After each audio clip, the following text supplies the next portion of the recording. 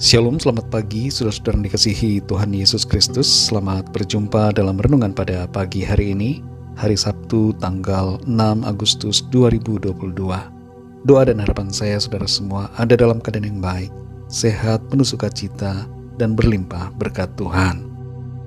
Sebelum kita mendengarkan renungan firman Tuhan, mari sama-sama kita siapkan hati dan berdoa.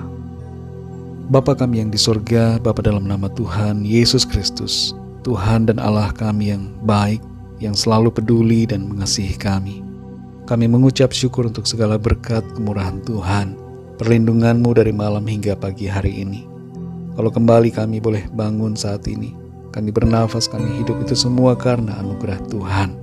Dan kami percaya ada maksud rencana Tuhan yang baik bagi kami. Pada saat ini kami mau mendengarkan sabda firman-Mu. Urapi kami Tuhan, agar kami mengerti dan taat melakukan kehendak-Mu. Dalam nama Tuhan Yesus kami berdoa. Haleluya. Amin. Saudara yang dikasihi Tuhan, pembacaan Alkitab kita pada saat ini terdapat dalam surat Ibrani pasal yang ke-11. Saudara dapat membacanya secara pribadi setelah mendengarkan renungan ini. Saya akan membaca Ibrani 11 ayat yang ke-8. Tertulis demikian.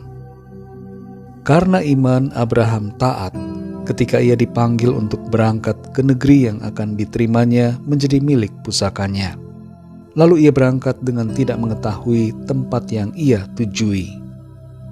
Saudara yang dikasihi Tuhan, bagaimana sikap kita kalau disuruh pergi ke suatu tempat yang tidak kita ketahui di mana lokasi tepatnya, dan tidak ada kejelasan ataupun kepastian mengenai apa yang harus kita lakukan di tempat yang masih misteri itu. Ditambah lagi kita jauh dari orang-orang yang dekat dengan kita. Apakah kita bersedia berangkat ataukah kita menolaknya? Biasanya kita sulit, saudara, untuk meninggalkan zona nyaman kita dan cenderung tinggal terus di tempat di mana kita merasa ada kepastian. Hal yang seperti ini terjadi pada Abraham. Ia disuruh oleh Tuhan untuk pergi ke suatu lokasi yang dia sendiri tidak ketahui ada di mana. Tapi Abraham taat pada perintah dan janji Tuhan. Ia tunduk dan mengikuti firman Tuhan dengan hati yang percaya. Kalau kita membaca kisah perjalanan hidup Abraham, kita dapat melihat bagaimana Abraham juga adalah manusia biasa seperti kita, yang bisa salah dan punya juga berbagai kekurangan. Ia pernah bimbang, pernah mengambil keputusan yang salah, dan pernah juga tertawa terhadap janji Tuhan. Karena ia merasa dirinya sudah tua dan tidak ada lagi kesempatan untuk mengalami janji Tuhan itu.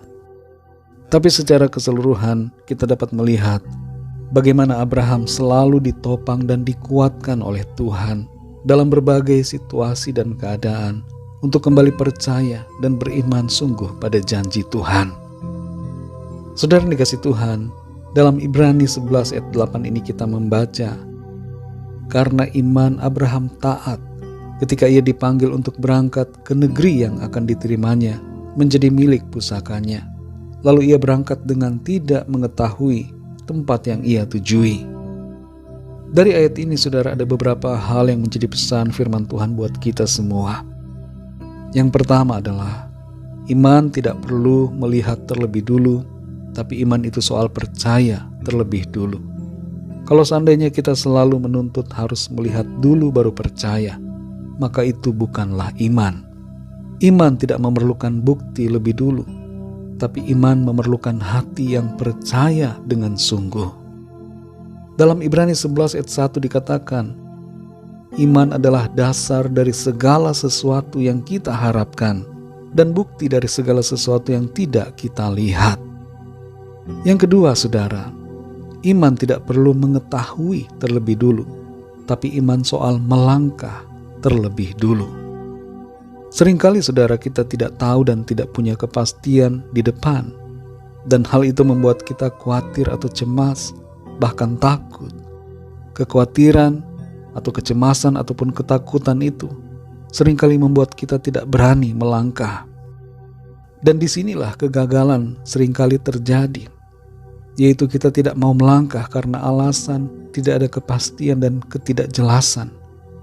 Tapi kalau Tuhan menyuruh kita, maka meskipun kita tidak tahu dengan pasti, kita harus tetap melangkah supaya kita mengalami janji Tuhan. Yang ketiga, saudara, iman tidak perlu mengalami terlebih dulu, tapi iman itu berharap penuh kepada Tuhan. Abraham belum mengalami janji Tuhan, tapi ia berharap. Dan inilah yang perlu kita lakukan dalam hidup kita, yaitu berharap penuh kepada Tuhan, bahwa kita pada akhirnya akan mengalami janji Tuhan yang baik dalam hidup kita. Saudara yang dikasihi Tuhan, mari belajarlah untuk mempercayai Tuhan, melangkah dalam iman, dan berharap selalu kepadanya. Jangan menunggu kepastian ada baru mau melangkah. Kalau Tuhan sudah memberikan suatu visi dan panggilan bagi kita, melangkahlah dalam iman dan pengharapan kepada Tuhan. Sebab visi Tuhan itu selalu berbarengan dengan provisi darinya. Panggilan Tuhan itu selalu beriringan dengan penyediaan dan pemeliharaan Tuhan. Jangan kita berdiam saja, saudara, tapi melangkahlah. Tapi jangan melangkah karena ambisi ataupun spekulasi. Sebaliknya, melangkahlah dalam iman pada janji Tuhan. Tuhan sumber kekuatan dan pertolongan akan menolong kita untuk berjalan dalam ketaatan. Mari kita berdoa, saudara. Bapa Surgawi, Bapa dalam nama Tuhan Yesus Kristus, Tuhan yang sungguh sangat baik, Tuhan yang selalu menolong kami. Kami bersyukur untuk firman-Mu yang sudah kami dengar pada pagi hari ini, yang membimbing kami untuk melangkah dalam iman, percaya sungguh kepada Tuhan, dan selalu berharap kepada-Mu. Sekalipun kami tidak melihat, kami tidak mengetahui, dan kami belum mengalami apa yang Tuhan janjikan, tapi kami mau melangkah, kami mau percaya dan sungguh berharap. Kami percaya janji Tuhan ya dan amin. Janji Tuhan pasti kami alami dalam hidup kami. Rencana-Mu yang baik dan indah termanifestasikan dalam kehidupan kami.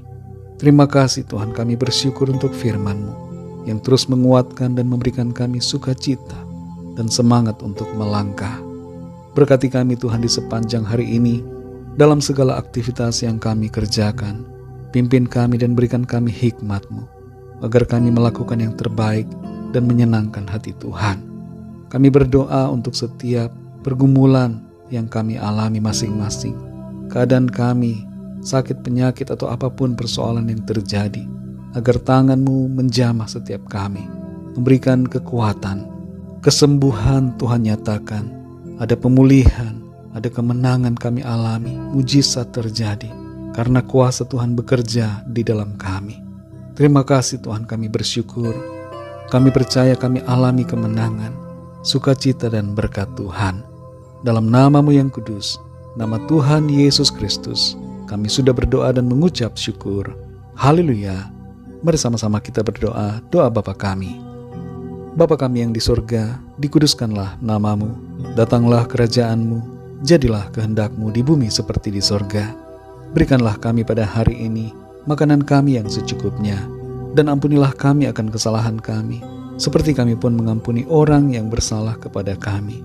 Dan janganlah membawa kami ke dalam pencobaan, tetapi lepaskanlah kami daripada yang jahat, karena Engkaulah yang mempunyai kerajaan, dan kuasa dan kemuliaan, sampai selama-lamanya. Amin.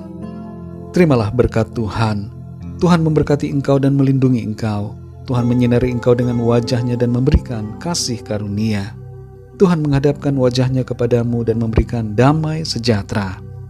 Berkat anugerah dari Bapa Surgawi, cinta kasih karunia dari Tuhan Yesus Kristus, dalam persekutuan dan penghiburan Roh Kudus, menyertai kita semua, sekarang ini dan sampai selama-lamanya. Dalam berkat nama Tuhan Yesus Kristus. Haleluya. Amin. Puji Tuhan, saudara yang dikasihi Tuhan, saya percaya firman Tuhan menjadi berkat dan kekuatan buat saudara semua, dan Roh Kudus akan menolong saudara untuk lebih lagi memahami kebenaran firman Tuhan. Tuhan Yesus memberkati saudara semua. Sampai jumpa dalam renungan yang berikutnya.